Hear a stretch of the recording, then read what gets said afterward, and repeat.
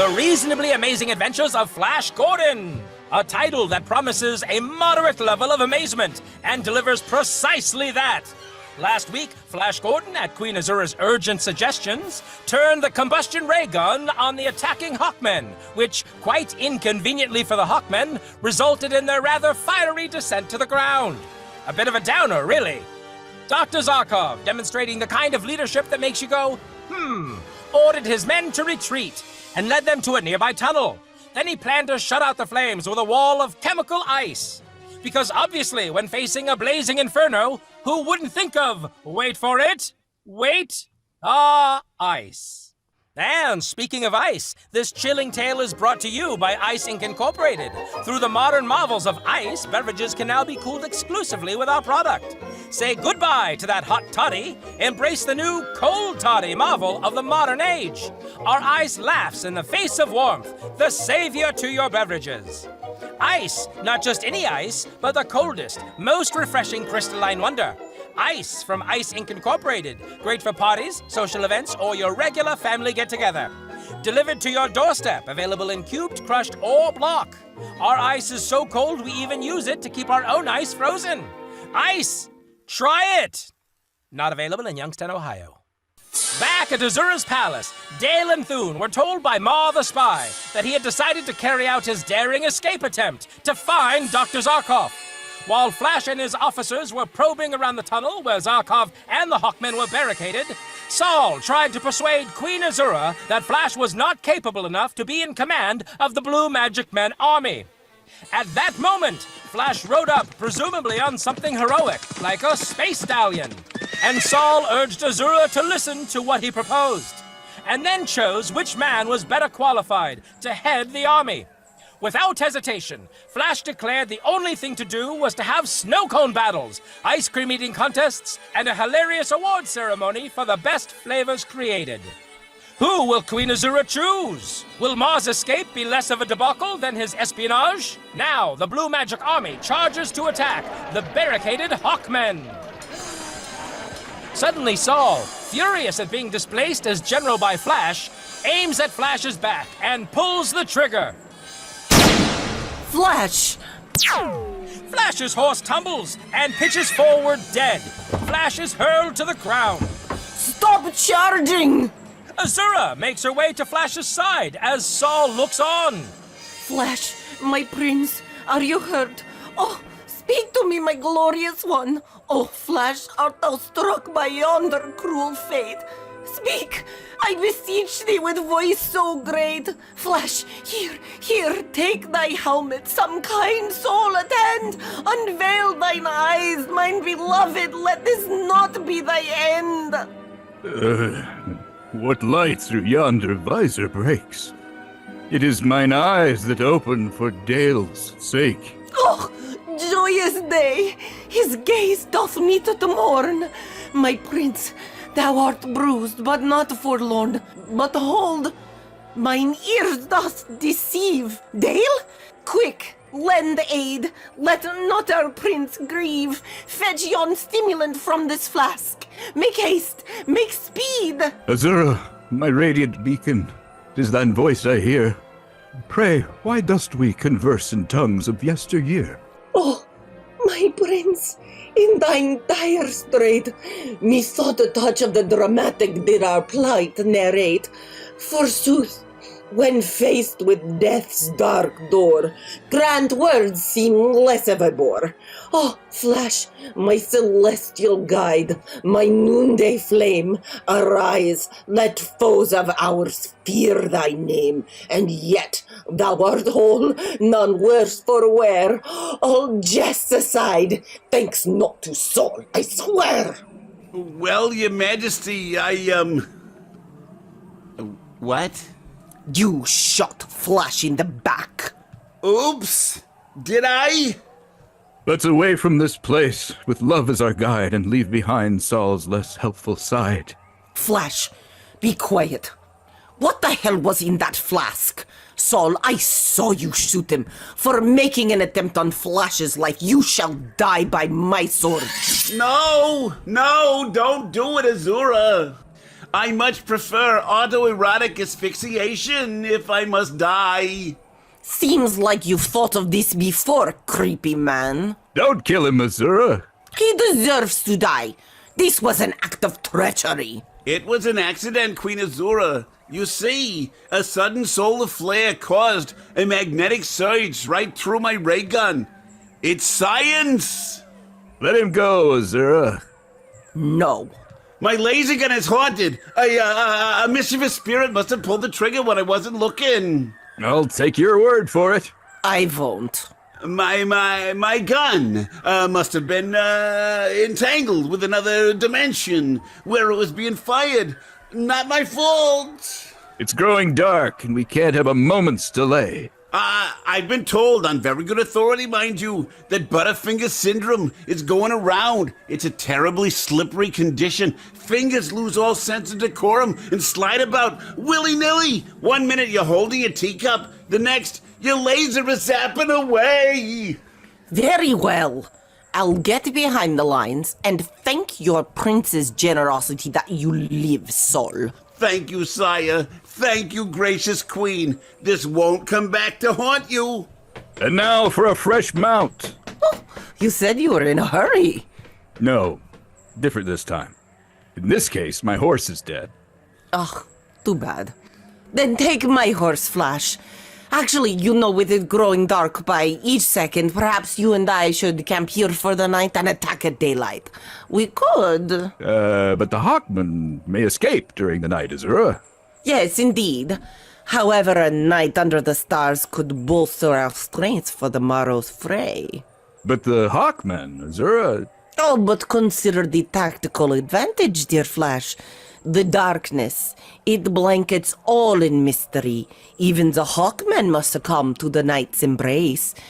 And think of the perilous terrain. One could twist an ankle, or heaven forbid, worse. A valid point your hand is making now. But the element of surprise is... Precisely my thought. Surprise, yes. What greater surprise than at dawn, when the sun in all its glory ascends to reveal us, refreshed and sated and ready for victorious conquest. Besides, my horse, noble beast that it is, could do with a rest. We can't have you gallivanting off on an exhausted mount. But we would be exhausted in the morning, if yesterday's anything to go by. And while we're at it, the chill of the night air is not to be underestimated. We must keep warm after all, for health is our greatest asset.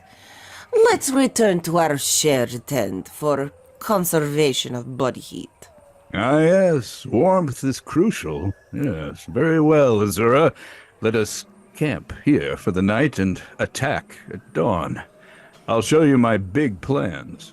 I hope they are all not military ones, my prince.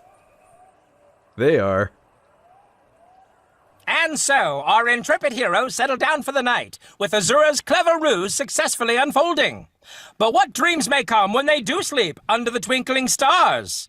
Her hypnotic spell of staying power and feverish, they really aren't sleeping.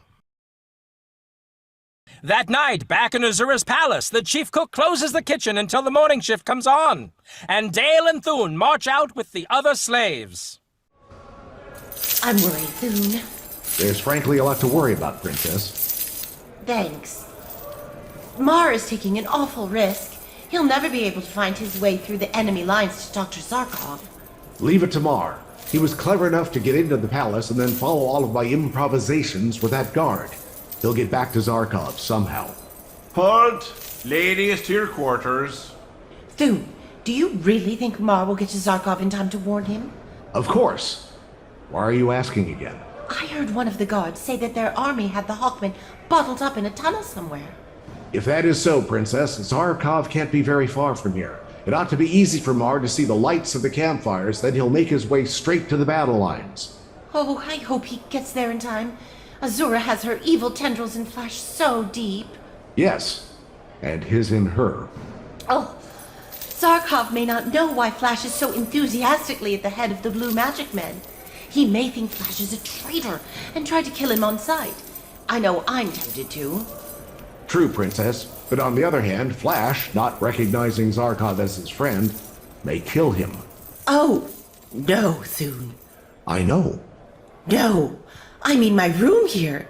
The cell walls are draped in outrageously gaudy wallpaper depicting unicorns prancing through fields of candy floss.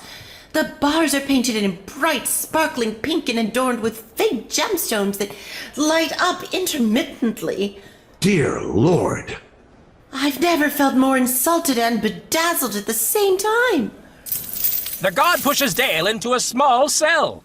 In one corner, a miniature chandelier dangles from the ceiling, illuminating a tiny tea set laid out on a frilly doily. The cell's bed is a velvet cushion the size of a postage stamp, with a single dramatic feather sticking out of it. Thune is dragged away. Don't worry, Princess. Marr's a fine spy and a brave soldier. He'll get word to Zarkov or die in the attempt. Marr, is this the guy that was yelling with you when I came over before? No. Okay, get in your cell. Dale, I only wish to convey to you how hard Marr will try to carry out his mission. If Marr gets to Zarkov and tells him about Flash, the great scientist may be able to get him out of the wicked Queen's power. That's what I'm hoping, Princess. We need Zarkov and his great knowledge. I'm sure he can help us. I'm only a rough lion man. I know nothing of drugs and chemicals, aside from the drugs and chemicals I use that are unique to my lion man biology, for purposes that are entirely incomprehensible to humans. Incomprehensible? Yes! They are illegal on Mongo. I could be imprisoned if they ever found out. I use them merely for mood enhancement, rituals, behavior control, to enhance my physical and mental capabilities, population control, or as part of my activities outside societal norms. Thune? Yes? Don't you think it's odd how long Flash has been affected by that drug Azura gave him? Yes. Usually that type of thing wears off in a day or so. Well, Azura has a splendid opportunity to renew her injections now. Out on the field of battle with Flash. Thank you for that visual. Thune, sometimes I wonder if Flash is under a spell of the Queen's magic drug, or under the spell of the Queen herself. She is a beautiful and attractive woman. Azura, O sovereign of ethereal grace, with a gaze that holds the stars in place. She walks in beauty, like the night, curves cloaked in shadows, yet brimming with light. A tempest's heart, a whispering breeze, she commands the heavens with elegant ease. Her pair of celestial orbs, piercing the darkness, weaving the sorbs. The sorbs? Spam and open relay blocking system. Oh, blue eyes, raven hair, alluring bust, fill me with... Stop it, seriously. I mean, what if Flash is pretending he doesn't know us? That his mind is perfectly clear. Azura is intelligent and charismatic, able to sway both her subjects and enemies with her words, body, and actions. Okay, so with Marr reaching Zarkov... Azura wields the power of blue magic, a mysterious force that allows her to perform incredible feats. Look, I've tried and tried to believe my thoughts are just my own imagination. Flash really and truly was under some strange drug, but the effect has been so lasting. I'm beginning to doubt he's in love with me. Flash Gordon is not capable of such deceit. You must never think that, Princess. I don't blame you for having such thoughts. This whole thing must be terribly hard on you. You've been brave and loyal so far. Promise me, if you weaken, you will remember that I'm also available, Princess. Okay. Thank you for your encouragement, Thune. I've been foolish to doubt Flash. I won't doubt anymore. I promise. Oh, good. Hey, can you two quiet down over there? I'm trying to hear the report that the Blue Magic Army has seized the Hawkmen in the tunnel 10 miles from here. What did I tell you, Thune? They have Dr. Zarkov bottled up. I hope Marr doesn't forget to explain to Zarkov about Flash. Just like Flash with Azura, the blue magic army rises up and penetrates the cave again. The attacking strokes on the Hawkmen rouse the engorged ire of the heaving army as the heated ice moistens. The Hawkmen, perched within their cavernous haven, felt the throbbing pulse of danger as the blue magic army approaches. As amazing as this is, we should probably stop and join the battle, my prince. Yes, the morning sun is rising. Again? Yes, we must start the attack. I'm ready, Flash. I'll just issue the orders Yes, please. to charge into the cave. Oh, right, yes. It's to victory! Wait, let us drink a toast before we enter battle. Here, to victory. To victory, and us. Well said, my prince. Now, let us charge the enemy and capture them. My impetuous hero, this is not merely a hunting party. You are attacking the fierce, warlike Hawkman army. I've never heard of them. They mean nothing to me. Yes, sure, you wouldn't know about them at this point, but you should not think of capture, but only death for them all.